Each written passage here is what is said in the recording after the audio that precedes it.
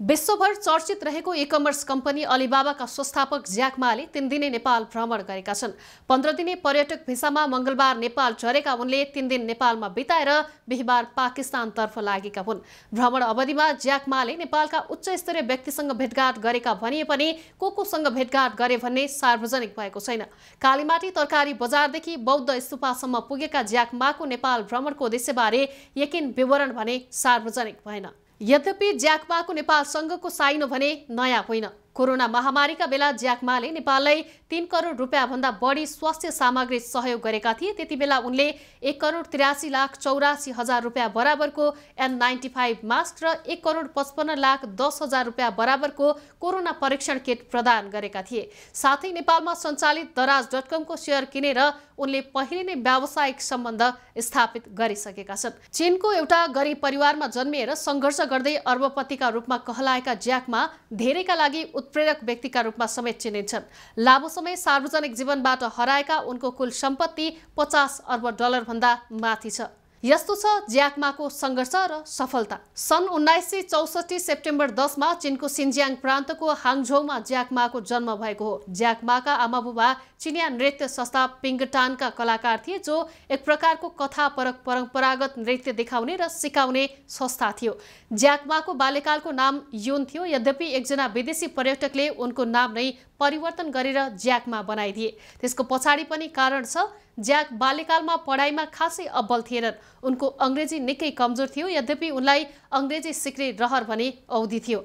उसो त अङ्ग्रेजी भाषा सिक्नका लागि उनले 12 वर्षकै उमेरमा चीनमा आउने पर्यटकलाई निशुल्क गाइड गर्न थाले। त्यति बेला उनले पर्यटकलाई सहर घुमाउँथे र त्यसको बदलामा आफूलाई अङ्ग्रेजी सिकाइदिन अनुरोध गर्दथे। त्यही क्रममा एकजना पर्यटकले उनलाई ज्याक नामले बोलाउन थाले। त्यसपछि उनको नाम ज्याक मा भयो। पर्यटकको सङ्गतले उनको अङ्ग्रेजी पनि राम्रो हुँदै गयो। त्यसपछि अङ्ग्रेजी भाषामै स्नातक गर्ने निधो गरेका ज्याकले हाङझोउको टिचर्स कलेजबाट अध्ययन पूरा गरेका थिए। ज्याकको व्यक्तित्व नियाल्ने हो भने उनी कहिले पनि हार नमान्ने व्यक्तिको रूपमा चिनिन्छन्। केही वर्ष अघि भएको वर्ल्ड इकोनोमिक फोरममा ज्याकले आफ्नो जीवनका केही रहस्यहरू खोलेका थिए। उक्त फोरममा ज्याकले हार्वर्ड विश्वविद्यालयमा अध्ययनका लागि 10 पटक आवेदन दिँदा पनि आफूले भर्ना नपाएको खुलासा गरेका थिए। त्यस्तै चीनमा केएफसीले प्रवेश गरेसँगै उक्त कम्पनीमा जागिरका लागि 24 जनाले सुरुमा आवेदन दिएका थिए, जसमध्ये 23 जना छनौट हुँदा ज्याकमा छनौट हुन सकेनन्। तर अङ्ग्रेजी भाषामा आफूलाई अब्बल बनाएका ज्याक माले हरेस खाएनन्। सन् 1994 मा इन्टरनेटसँग सम्बन्धित अनलाइन चाइनिज भाषा अनुवाद एजेन्सीको स्थापना गरे, जसले अङ्ग्रेजीबाट चिनिया र चिनियाबाट अङ्ग्रेजी भाषा अनुवाद गर्ने काम गर्थ्यो। यससँगै उनले हाङझो दियाजी विश्वविद्यालयमा अङ्ग्रेजी भाषा तथा अन्तर्राष्ट्रिय व्यापार विषय समेत अध्यापन गराएका थिए।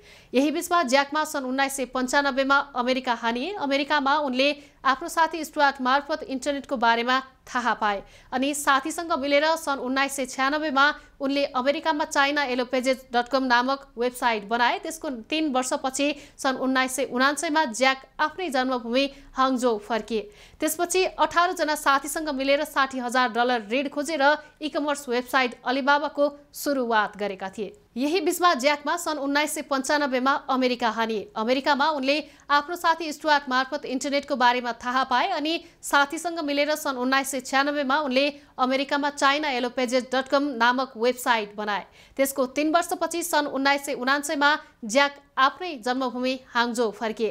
त्यसपछि 18 जना साथीसँग मिलेर $60,000 ऋण खोजेर ई-कमर्स वेबसाइट अलिबाबाको सुरुवात गरेका थिए। उनले उक्त ऋण दक्षिण चीनका आफ्ना 80 जना साथीभाइ तथा आफन्तबाट लिएका थिए। ज्याक माले अलिबाबा सुरु गर्नु अघि China international electronic commerce centre र ministry of foreign trade economic cooperation विभागको नेतृत्व समेत सम्हालिसकेका थिए। त्यही अनुभवको कारक नै मान्नुपर्छ अलिबाबाले सन् 2001 को जनवरीसम्म आइपुग्दा America investment bank, Goldman such र जापानिज इन्भेस्टमेन्ट म्यानेजमेन्ट कङ्ग्लोमेरेट सफ्ट ब्याङ्कबाट $25 मिलियन पुँजी प्राप्त गर्न सफल भएको थियो। यही बीचमा ज्याक माले अलिबाबालाई विश्वको ई-कमर्स प्लेटफर्मको रूपमा विकास गर्न खोजे। सन् 2003 बाट उनले टोबाको मार्केट प्लेस, अलिपे, अलिमा जस्ता कम्पनीहरूको पनि स्थापना गरे। फलस्वरूप अलिबाबा अहिले चीनको मात्रै नभएर विश्वकै ठूलो ई-कमर्स होल्डिङ कम्पनीको रूपमा स्थापित भएको छ, जोसँग Taobao marketplace, Tmall, eTao, Alibaba cloud computing, जोसुआन, 60NT8, अलिएक्सप्रेस र अलिपे छन्। निर्धक्क बोल्ने व्यवसायका रूपमा प्रख्यात ज्याक आजभोलि खासै कुनै अभिव्यक्ति दिइरहेका छैनन्। सन् 2020मा चिनिया सरकारले सुरु गरेको प्रविधि क्षेत्रमाथिको नियमनको प्रयासको आलोचना गरेपछि उनी रहस्यमय रूपमा सार्वजनिक जीवनबाट हराएका थिए।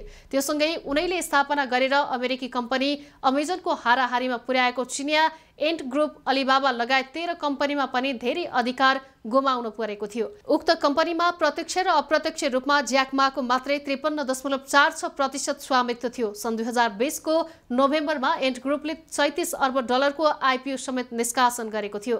तर अन्तिम घडीमा चिनिया सरकारले आइपिओ रद्द गरिदियो। आइपिओ रद्द भएसँगै ज्याक माले आफ्नो सेयर बेचेर 6.2% मात्रै बाँकी राखे। सरकारको यस्तो काम कारबाहीलाई लिएर उनले आलोचनात्मक भाषण गरेपछि उनी र उनका कम्पनीहरूमा राज्यको खोज तलासी बढ्यो।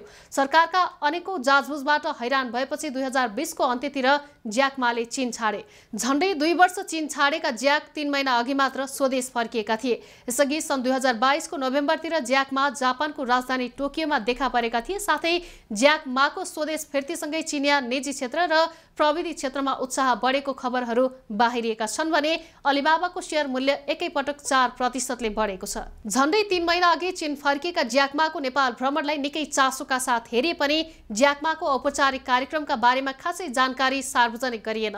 यद्यपि सरकारले आगामी आर्थिक वर्षको बजेट मार्फत प्रविधि क्षेत्रका विदेशी कम्पनीहरूलाई देशभित्र कारोबार गर्न पुँजीको सीमा हटाउने प्रस्ताव गरेकै बेला ज्याक माको नेपाल भ्रमणलाई निकै रहस्यका साथ हेरिएको छ। साथै नेपालको प्रविधि क्षेत्रका कम्पनीहरूलाई 2 करोड रुपैयाँको पुँजीको सीमा नलाग्ने गरी कानुन संशोधन गर्ने प्रस्ताव बजेटमा समावेश गरिएको छ। यसैमा टेकेर अलिबाबाले नेपालमा कारोबार गर्ने बाटो खोल्न सक्ने अनुमान गरिएको छ। हुन त अलिबाबाले नेपालमा सञ्चालनमा रहेको दराज.com को शेयर किनेर आफ्नो उपस्थितिलाई पहिले नै स्थापित गरिसकेको छ। नेपालको खस्कदो अर्थतन्त्र रहेको समयमा प्रविधि मैत्री व्यापारका बाचा ज्याक माको नेपाल भ्रमणसँगै थप लगानी नेपालमा गर्ने अभिप्रायले ज्याक मा नेपाल झरेका हुन् भनी विश्लेषण गर्नेहरू पनि उत्तिकै छन्।